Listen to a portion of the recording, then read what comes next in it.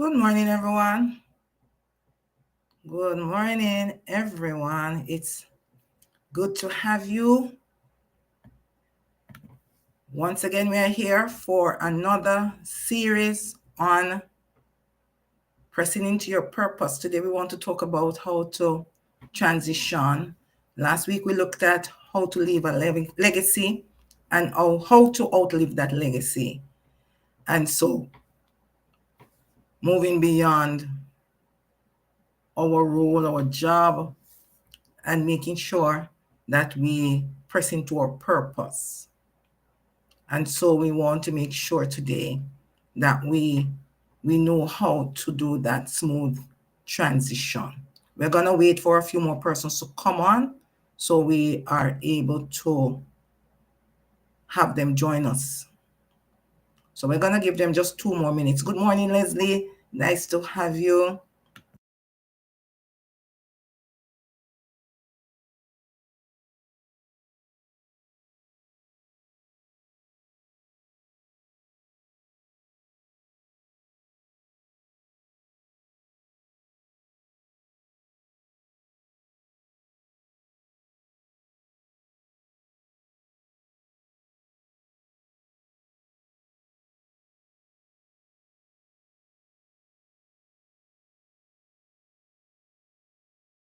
Thank you for joining those who are coming on. I see you there, Yusula. Thank you for joining. And of course, you know that we are not only on LinkedIn, we are on YouTube. For those who are going to be watching the replay, we ask that you just share your comments as we move into this training session. I want us to share our comments. All right, so we want to share our comments. No sound. Are you hearing me now?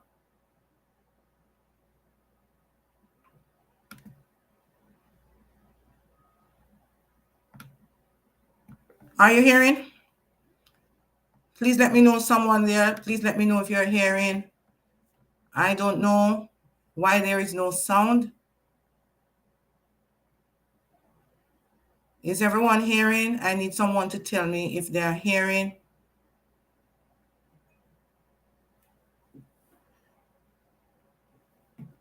All right.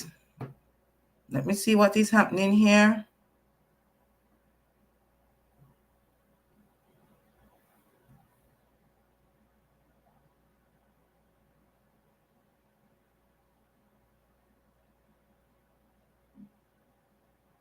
All right. Hello, everyone. Are you hearing?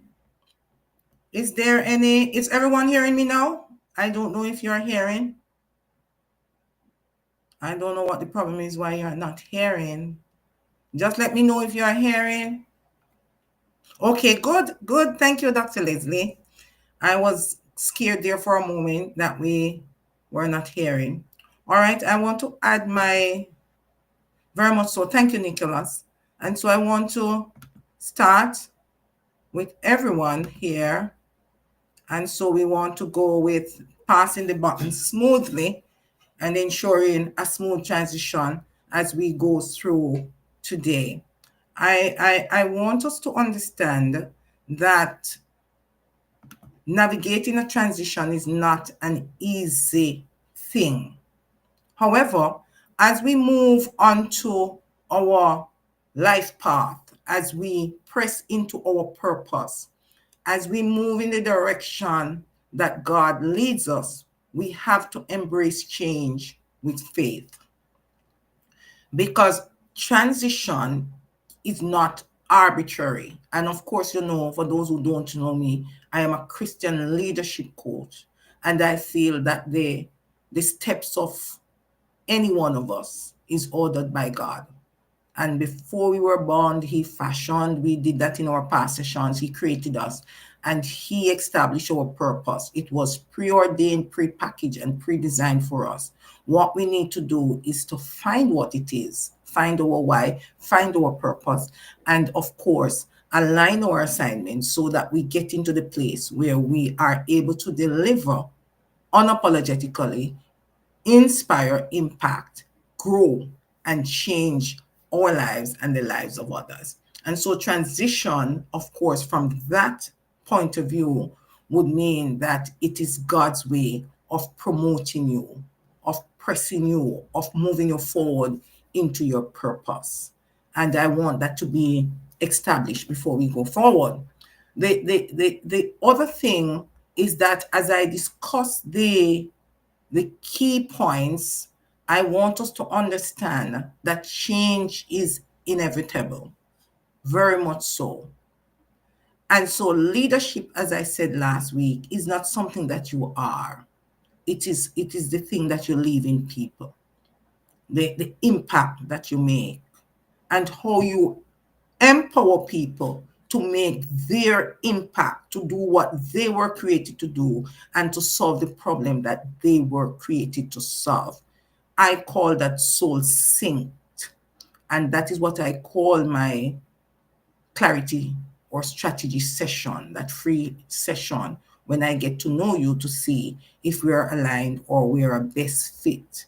I call it the soul sync because your purpose emanates from your soul.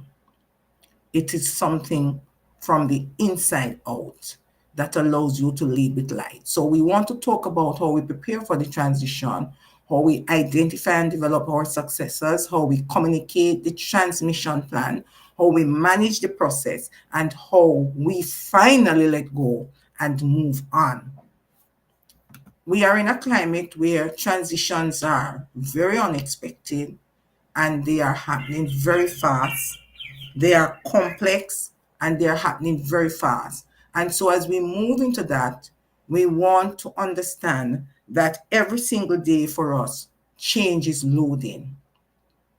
And so, the fundamental premise under which I want to talk about this is that we want to know for sure that whether it is by default or voluntary or necessary, unexpected or planned, it is a critical process that requires intentional planning. It requires clear, courageous, and loving communication. And it also requires deliberate execution. Thanks for joining us. Those who came in after Linking News, I think that's Alison or Ernest. And then there is Lo. Oh my, thanks for joining from the Netherlands. And there is Margaret, my sister from another mother. Thank you.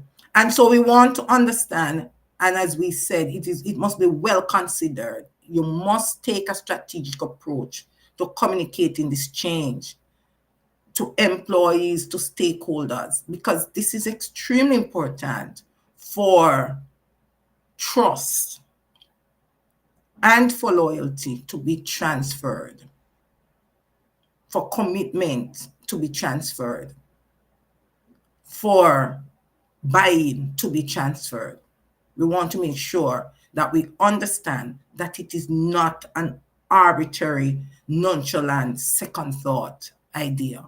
It can't be, regardless of what we think, because leadership is a dynamic thing. And when you thrust persons who do not fit where they are placed, people become disengaged, disgruntled, and disillusioned. And if they are silent, at some point there will be a bursting of that pipe and there will be some exploding, and every single soul will suffer because persons do not like to be forced. They prefer to be persuaded. And so persuasion is always better than force. And we want, that is a reality that we cannot escape no matter how great we are. And so when we confuse our role, our authority and power with our purpose, there will be misalignment going right through.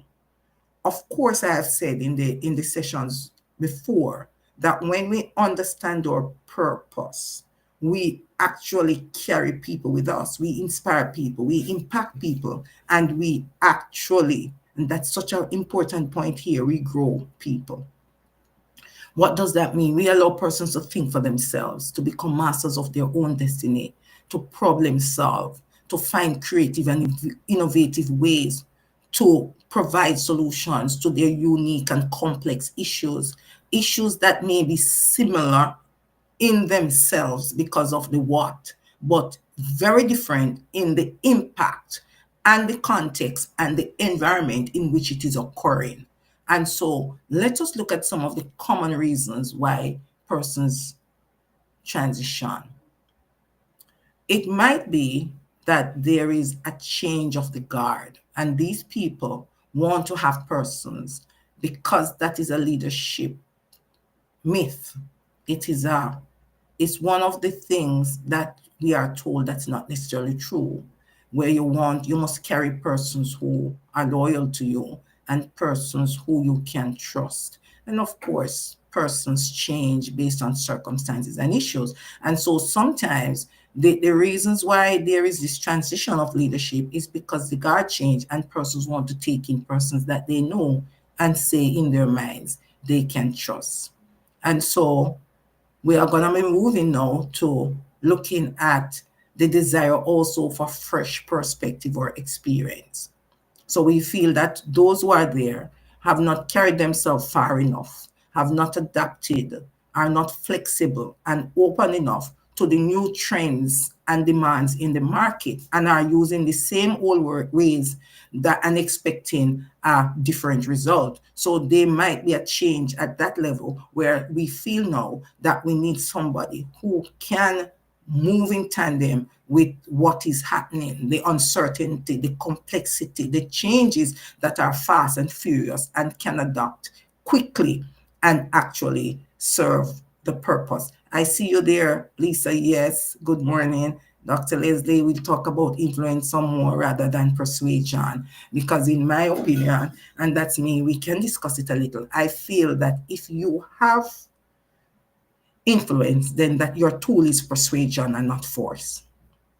And so I think they both work together. I think your influence comes from your portfolio, which I call your character. And as your character becomes trustworthy and becomes more reliable, and because it is consistent and that you have shown resilience, then you find it much easier to wield the tool of persuasion, because your lifestyle, your word can be taken, and people know and trust the outcomes and your decisions. And so they are already persuaded by your actions, what you have been doing to build the influence that you now have. And so I don't think it is really related to persona and charisma. I think it's persuaded. It is more related, your influence, to your character, which is your portfolio of consistent, transparent, honest, open, authentic, strategic actions that change people's life and impact them. And so it's easier for you to persuade persons because you have influence as your currency. You still need to do some work if when you're influenced, because persons need to understand what they are moving into and how it will affect their lives and play out in the long run, which we call the road to persuasion. And so I agree that influence has a great step there, but I see it in a maybe a different way. I see them working together and not separately. All right. So we are saying that persons might not have the right idea, they might not have the right tools, they have the expertise, but their methodology is outdated, and they are so reliant on their methodology that and the success it has derived for them, that they are not seeing that these are no longer working. And so we now have to play by the rules, and so play by what we have. Now there might also be a departing leader, which is retiring or being promoted to a new role or just being fleshed out for no reason whatsoever because of a change of guard. So we might also have persons dying suddenly or having a life-changing event or a crisis. And for that, we have that movement out, that leader departs. Succession planning can also be one of those issues where we have persons who are being trained or prepared to take the departing leader's place, especially if it is a family business or an organization that strives on keeping a particular culture. So they will actually build persons in that a particular group or cluster that must take over for them from them. And this is done also in many organizations where longevity and data preservation and also certain technical skills are required. And so they train you for years, or you understudy someone so you can take over the role. And so we want to understand that these are some of the reasons why. Now, successful transition planning is important. It must be well executed. And this is why. If it is not well executed, if a leader is just placed there that doesn't really understand the mission and the underlying vision and goals of the organizations, we find that this new leader will fail and the organization goals are not achieved, and all of what was built over the years disappears in 2 weeks. Now, a study that was done by McKinsey and Company, which is a consulting firm that looks at why leaders transitions tend to fail, says that as many of 46 of leadership transitions are considered failures because, or disappointments, 2 years after the new leaders come on board, if the transition is not successful, is not properly planned, is not orchestrated using the steps. And so that is very important. And that's one of the reasons why successful transitions, executing it well, doing what you are required to do is important. And so another reason is that it minimizes the resistance to change. What do we mean by that? When you change guard, persons automatically become resistant, because the reality is, if they don't know you, then you have to prove yourself to them. You have to prove yourself. And so if the transition is not executed properly and persons don't get a chance to know who will be taking over, how you're moving, what will be your steps, your persona, and so on. It actually pressures the new leader that is coming in and makes the person's antenna goes up, and the uncertainty can create tension and make them not engage immediately.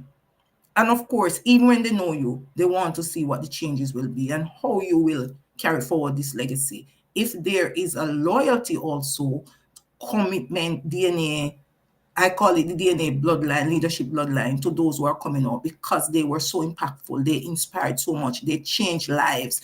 They actually served from a higher place. They served others. They did not focus on self. They focused on and profits. They focus on people. It is usually much harder for someone to transition in, especially if they come in with a different mindset, because some persons enters institutions as leaders and they decide that they must now treat the employees the way they were treated, especially if they come from an outside and their experience was not so much a great experience, and also if they had desired premature appointment, which means that they would not wait their turn in the next organization. They did not have enough experience, but they decided to leave that organization, and somebody is giving them an opportunity here because their resume and how they are sounding is actually good. But when you actually go into now the storeroom, you'll find that what was in the showcase is really not what is in the storeroom, and it gives the organization a lure that takes time to rebuild. The well-executed transition also prevents unnecessary loss of intentional and institutional knowledge. There are some persons based on the position that knows things that are extremely important for the continuity and success of the organization.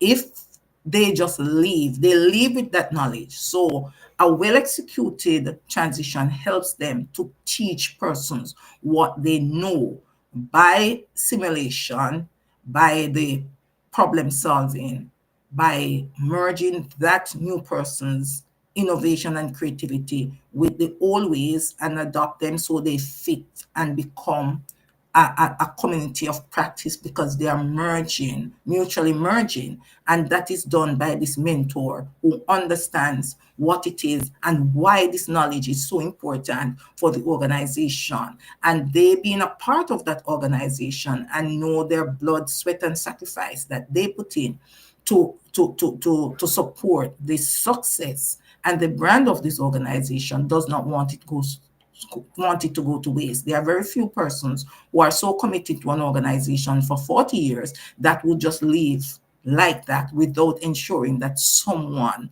understands that particular role and assignment and how it can make or break the institution. And so a well executed transition carries that forward. Let's talk about embracing cultural and organizational shifts. If there are certain cultural shifts and organizational shifts that the informal structure creates in every single organization, whether we want to accept it or not. It's not the formal structure that runs the organization. It's the survival mechanisms and coping mechanisms that these individuals bring to the table to survive, regardless of the conditions, whether they are good or bad, and how they make use of the privileges that are in that organization. And so there are some unwritten laws that are there that everybody understands and knows. And so for that reason, we want to have a leader who knows and understands and can actually adopt and make the necessary changes that must be done in an organization that is embedded in culture. So that shift is easier to transition when the transition plan includes knowledge about the organizational and cultural shifts that exist. A well executed leadership transition also promotes open and transparent communication. And so it does not destroy the employee's morale, it actually enhances it. And so whatever, whichever leader takes over does not look at down on the persons, but value every single person and their role and purpose in that organization and how they contribute to the success or failure. And so an evaluation is usually done to find out what should be kept and what should be discarded. And so that's very important because the leadership transition is passing the torch from one leader to another, or in some cases, the baton from one leader to another. And so we say the key now is not to focus your energy on fighting the old, but on building the new. And so that's why when we execute so well that people are focused on building the new. We want to also talk about what makes a leadership transition successful. And the number one factor, there are many factors, but the number one factor is that there is employee or team buy-in. People accept the new leader and people are committed to work with this new leader and to take the organization into the direction that it must go. One of the greatest deterrent, though, of leadership transitions or any transition for that matter is when it is announced. So persons go to work one day, there is a staff meeting, and announced that Mark will be going tomorrow and Mary will be taking over. Of course, we feel the ripple. I felt the ripple on the line because it's the same ripple effect it has in the organizations. Persons might be shocked, persons might be dismayed, persons might feel betrayed, persons might feel hurt, they might feel disrespected, they might feel unappreciated or feel that they are not valued because this is an announcement, or they might get the notification a week before in an email message that John Brown would not be returning on May 1, and this is the person that will be in charge. Nobody knows why John Brown, a great person, is leaving. Nobody understands it because no information is given. And so we want to have the right strategy, because that's the key, is using the right strategy. And the right strategy is really the strategy that we use that matches the reasons for the departure. And so we don't want persons to compete with the role. So when we have persons coming in because there might have been a real crisis in the organization, so there might be mismanagement, there might have been, what do we call it now, misappropriation of funds and so on. That's a crisis, and they have to remove persons in that way. So someone might come in and they begin to compete with the role. They want to make sure that nothing of that sort happens again. They want to reinvent the wheel, and they are throwing out the baby with the bathwater, because in the anxiety to do well and to make their mark, they actually stamp their feet on the wrong sand. So they don't come in listening to anyone. They don't come in questioning and so on. They feel that they are the ones with the solution because it's a crisis. And if I couldn't solve it, they would not have put me here. And they tend to use those types of terms, but it is always wise to listen. It might be that someone also died suddenly and they have to put someone in.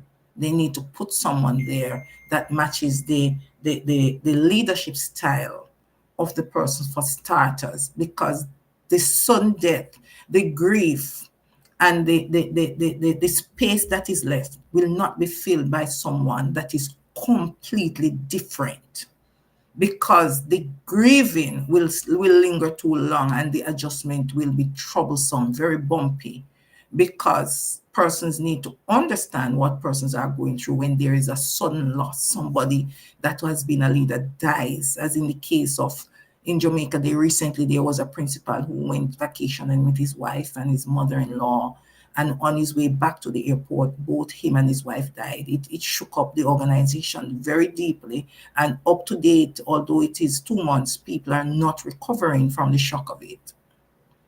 And so they still have to adjust to these persons, and the persons that has taken over, it is now feeling that sometimes persons are taking too long. We have to make sure that we understand that people grieve in different ways, and just as they grieve for family members, they grieve for persons that they love outside of their family that have impacted them in particular ways. And so sometimes it's very difficult, and so we must never compete with the role.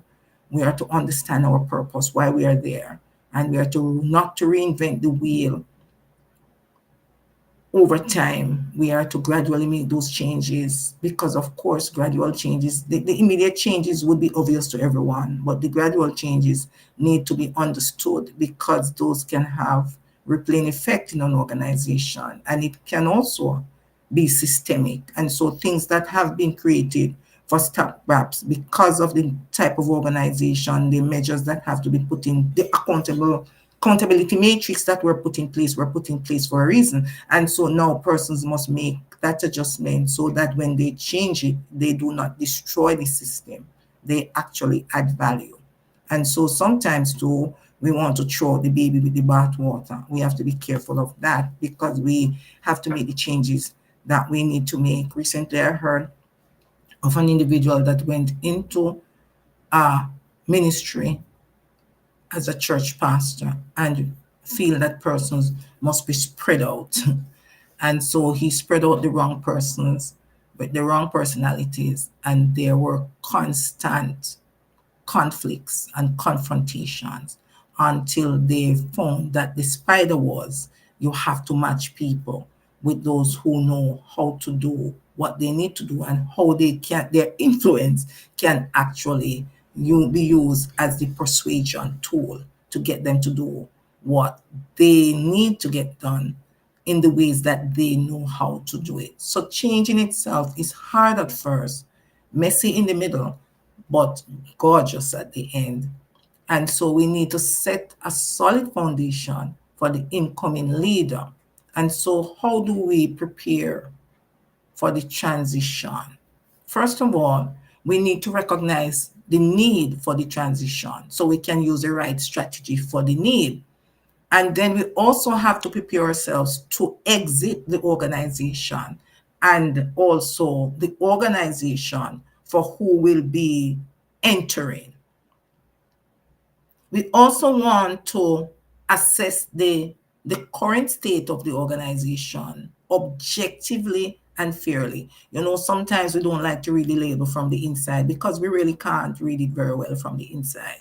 And because of our leadership and in our minds, we made the right decisions at the time based on what we had going for us. And for whatever reason, we really don't want to have it assessed or sorted. And so what we do is, good morning, Keston, thanks for joining, is that we are going out. Some persons are going out because of retirement of age and so on. And what we are saying is that whatever is their duty to build on it and so on. However, a well-executed transition plan helps us to, to look at the organization, look at the strengths, look at the challenges, look at the culture, and see how we can integrate the change, the new leader, and have the new leader prepared to look at what is not working, what is working, and what could be better, what could be improved. And so we want them to, that is why we want to have them mentored. That's why we believe in succession planning. That is why we are saying, even if they come from the outside, if we are sure and we have the date on time, if the person did not die suddenly, for example, and if there was not an immediate crisis, we must, even if someone comes from outside, we must prepare beforehand and we must have them come in for two reasons: to fit in when the time comes in a very smooth way, or to find out if the position that they have now reached for, have received, or will be receiving is a fit for them, if it is something that they really want after all. Because sometimes we have successors in mind in the same organization who have no desire to lead, and we don't ask them. We just assume that because they are such great team players, it is automatic that they would desire the position. And I have found in my experience as a leader of organization that there are persons who do very well with two persons. They are able to supervise two persons extremely well and to meet deadlines and to get them to do what they need to get done and to get them to play their part in that department to build up the institution. But they are not capable, they don't have it in them to macro manage. They are micromanagers. And so when they get into the mainstream of macromanaging, they become overwhelmed. And they themselves thought that they could manage. But when they got there, they became disillusioned, they became disengaged, and they actually become disgruntled because they now find that to command two is easy, but to command a multitude is extremely difficult. And now they feel that they are imposters because they can't understand how they did so well down there and then they are not able to do well here. And they are the same persons. Your skills and capabilities and competencies are different. Your purpose is different. And your abilities work when you are actually on land. But when you get into that water and learning to swim, you reveal things about yourself that will make you grow. The problem with that is that when you become a macro leader, when you are not, you have mastered the micro leadership, but have not gotten enough exposure at the macro leadership, you find that you are not able to swim and you don't have the time now to learn because people are not patient with you, especially if you are not their desired successor. And so you have to understand that too, and they have to understand that. And that comes from assessing the culture, assessing the challenges, people's real strengths and weaknesses, and looking at what the position calls for is very important. When you look at what is needed in the organization and you now assess the strengths and capabilities of all those who are there, you now have to decide if you have to bring someone in or if you have the time to train the best fit that is there at this time to bring them up to the table. And so you have to now develop that comprehensive transition plan that outlines the key milestones, the timelines, and responsibilities that is needed. And Proverbs 24, verse 27 encourages us, advises us that you must put your outdoor work in order and get your fields ready. After that, build your house. And so the comprehensive plan, the assessment and recognizing the need for the transition, preparing yourself and preparing the organization is very important. The next thing that you need to do is to identify and develop your successors. So once you have identified them, you want to develop them. So how do you do that? You want to mentor the emerging leaders via this succession planning. If it's a family, you want to mentor the next of kin who will be taking over the family. You have to make sure that this person desires it or wants it. So you move it to the right person because they will support the other persons because they just want to do the accounting. They don't want to become the CEO. They are content being a board member to make sure that the decisions are done right and that the policies and mission and values, core values of the family's business is intact, but they don't want to be the CEO or the president. And we want to understand that. So we want to have that process and strategy for replacing people or passing on the baton to the next person.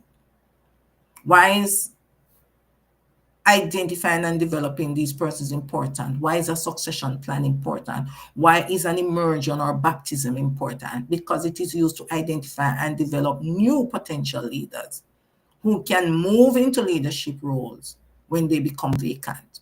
You don't want to wait.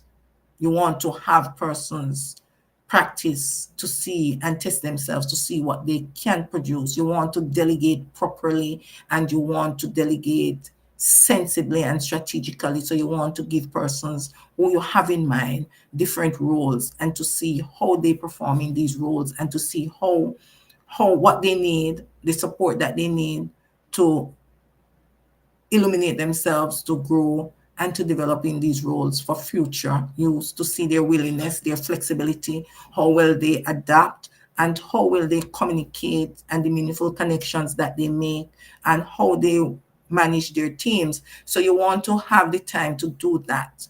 And you want to identify the key roles for this succession and for the replacement planning. You want to actually stipulate and write down those roles. You also want to define the competencies and the motivational profile that is required to undertake the roles, to undertake the leadership. And persons who have your points, please make sure you put it in the chat. I want to thank those who joined later. I see Anne-Marie, I see Frank, I see Chris. Thank you so much. Curtis, thank you for joining. I don't know how I missed you. Thank you so much. I welcome your comments. I welcome any questions. And I also welcome your expertise. So you can just type it in the chat. All right. We also want to assess the persons alongside these criteria so that we can do the orientation gradually and build on their skill sets and also their personalities too, because sometimes how you relate to your team member is very different than how you relate when you're a leader. And so when you are team members across the board, you share ideas, you have to also to be very guarded so that when you become a leader, when you transition, You argue the respect that a leader must have, and you can be trusted because you were balanced and just and fair in your criticisms when you were not the leader, in how you contributed to solutions and how you resolve problems, and your critical thoughts that build instead of breakdown, that helped instead of hindered. And we want to be clear. So if you are a silent critic, you are the best choice out of the worst that is there. You come into play, a lot of things will change. That is usually troublesome. And so the transition of leader must come from the outside, because leadership is really about making other people better.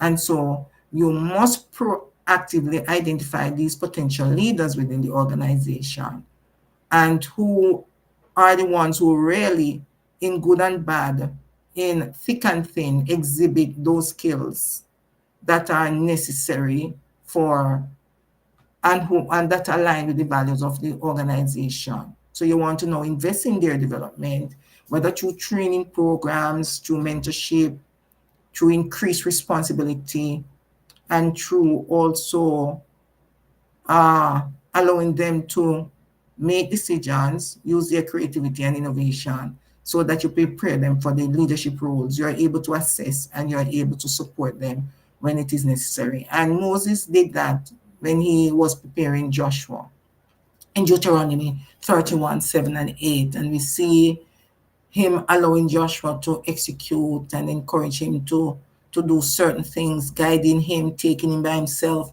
showing him some of the ropes so that he could take over the leadership seamlessly and with the confidence and clarity that succession needs.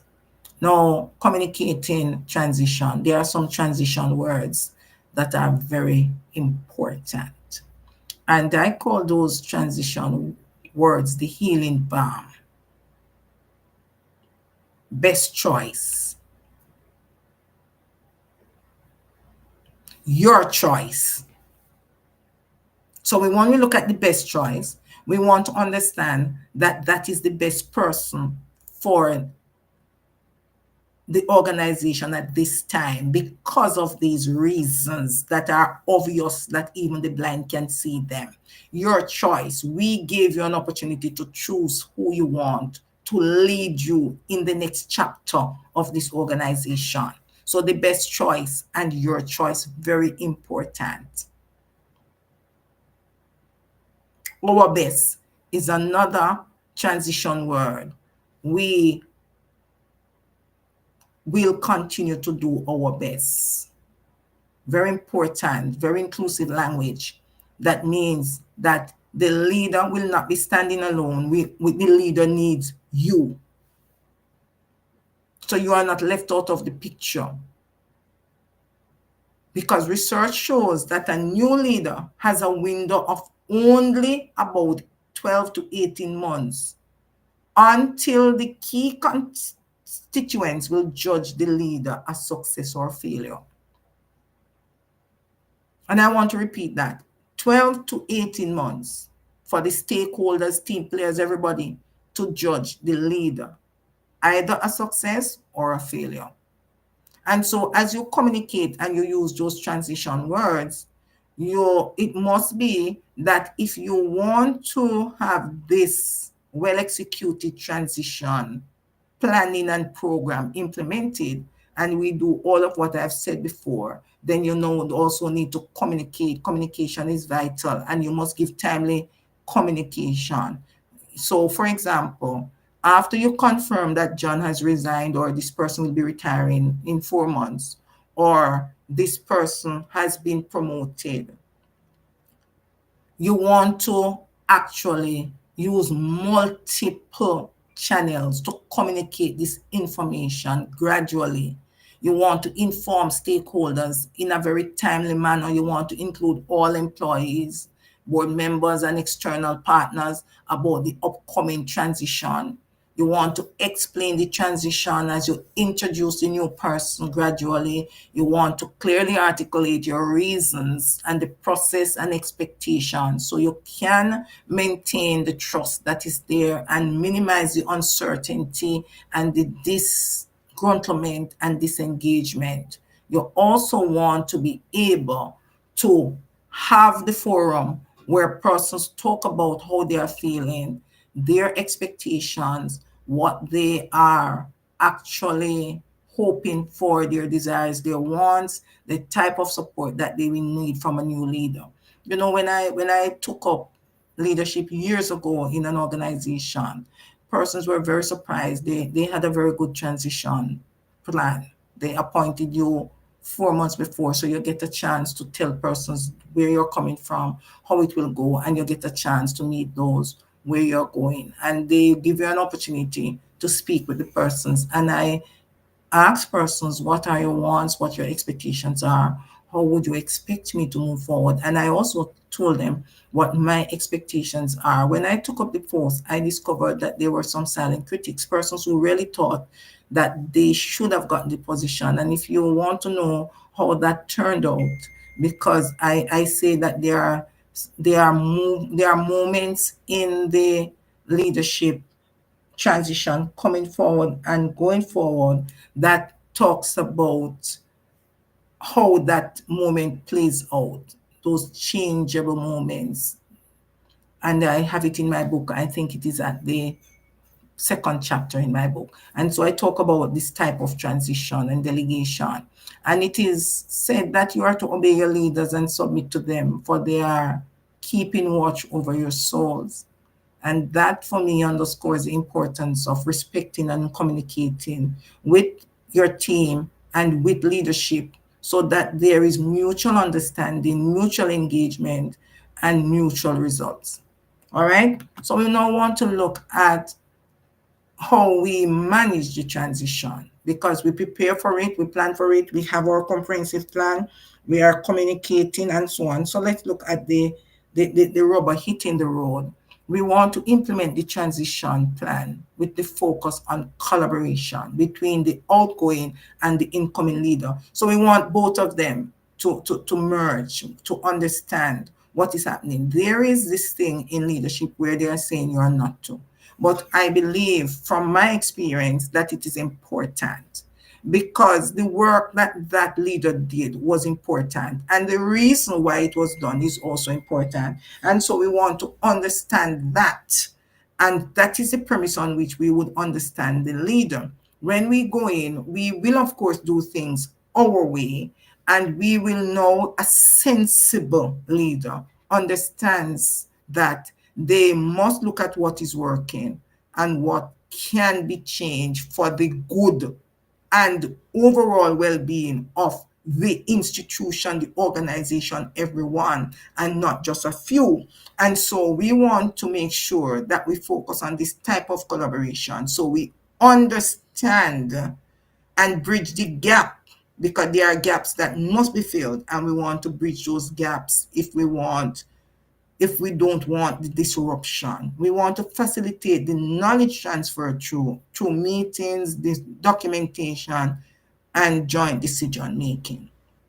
Very important that persons agree, that there is consensus, and that there is transparency, and that there is mutual engagement, shared knowledge, shared trust, and shared responsibility. So we want to ensure that the new leader, whoever the person will be, whether you are known or unknown, default or appointed, you want to make sure that we introduce them to the key relationships and the organization's operations and culture.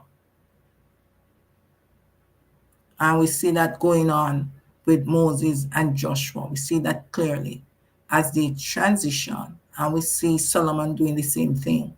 So we have to understand. All right.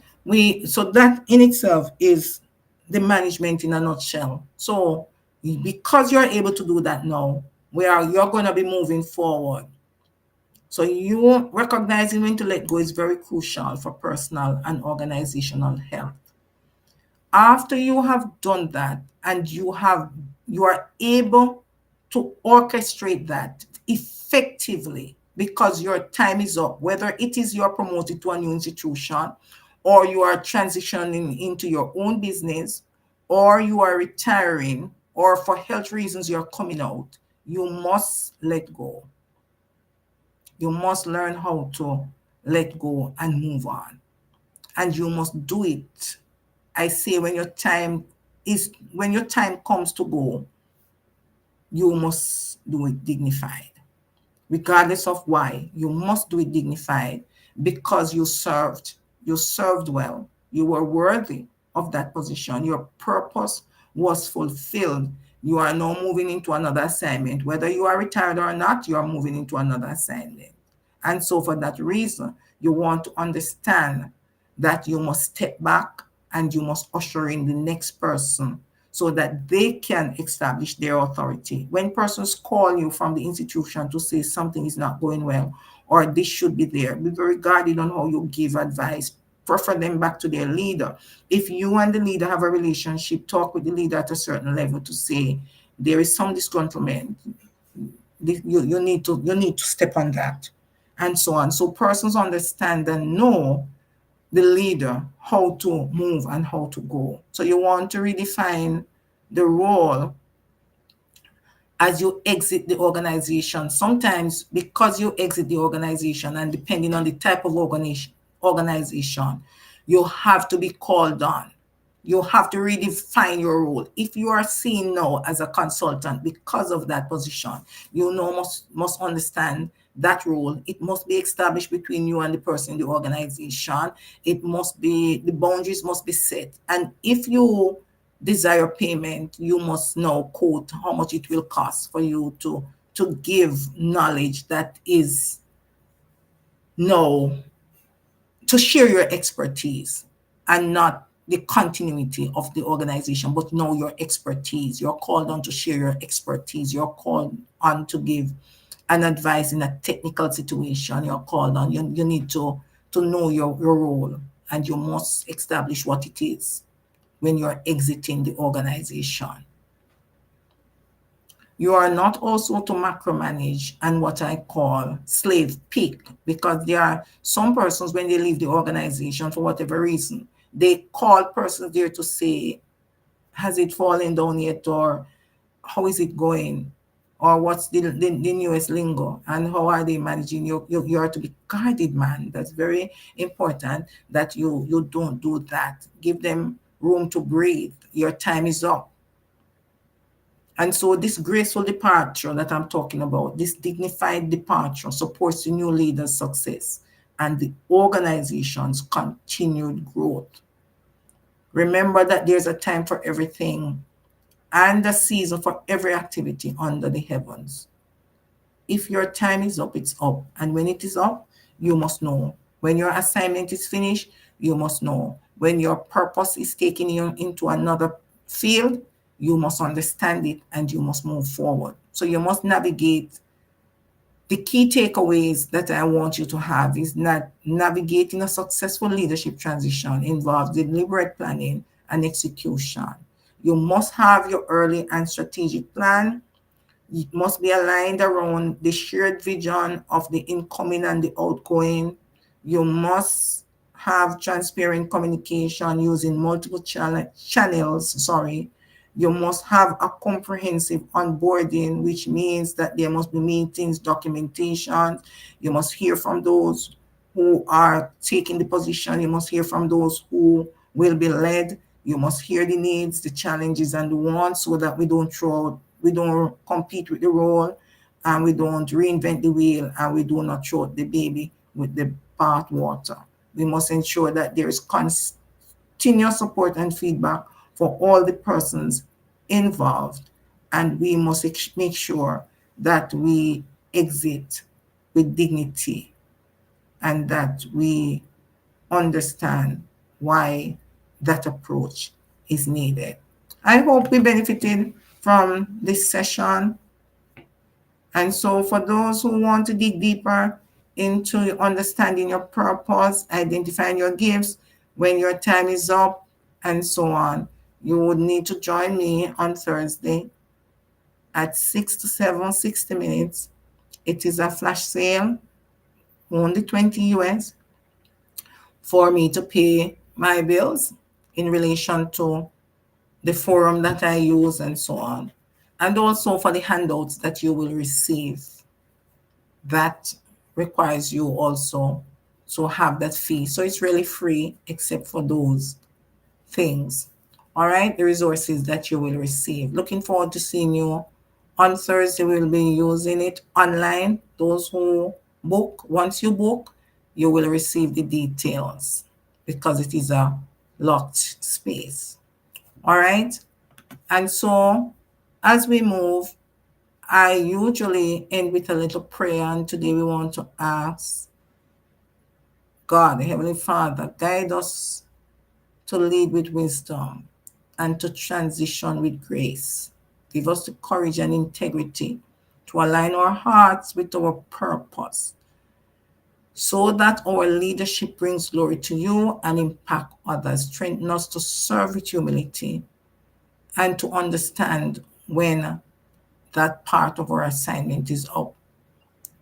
Inspire us with vision so we can leave that legacy that you ordained us to leave. And may we continue to work for your kingdom. There you have it.